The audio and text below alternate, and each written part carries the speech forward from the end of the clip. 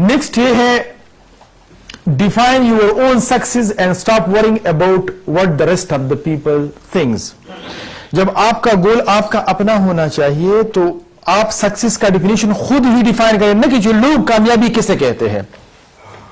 اس کے بارے میں ایک سٹوری لکھی گئی ہے، یہ بھی امریکہ کی ہے، اور وہ یہ ہے کہ سیم والٹن نے والمارٹ بنایا تھا امریکہ میں، بہت بڑا چین ان کا تھا پورے امریکہ میں، لیکن وہ ٹرک میں جا رہا تھا اپنے سٹور.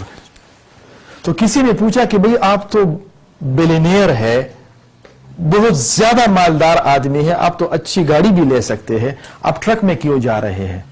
اس نے سمپل جواب دیا کہ مجھے یہ ٹرک بہت زیادہ پسند ہے، شروع میں نے یہ ٹرک ہی استعمال کیا تھا، اور میں لوگوں کی پرواہ نہیں کرتا کہ لوگ کیا کہیں گے، کہ مجھے گاڑی ڈرائیو کرنا چاہیے، مجھے اس میں اچھا لگتا ہے.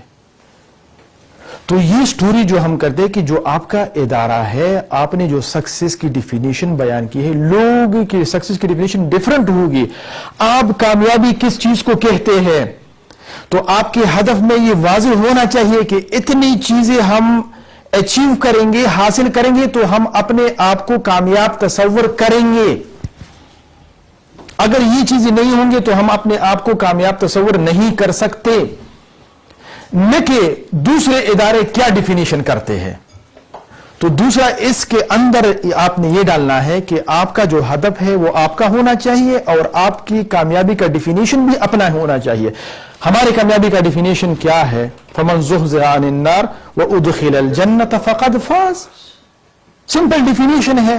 تو اگر یہ ہمارا ادارہ جنت میں کے بجائے کسی اور طرف لے کے جا رہا ہے تو کہیں انٹروڈکشن تو نہیں ہے، کنٹروڈکشن ہے. تو آپ کا جب ڈیفینیشن واضح ہوگا تو ہر سٹیپس پہ اس کو فالو کریں گے.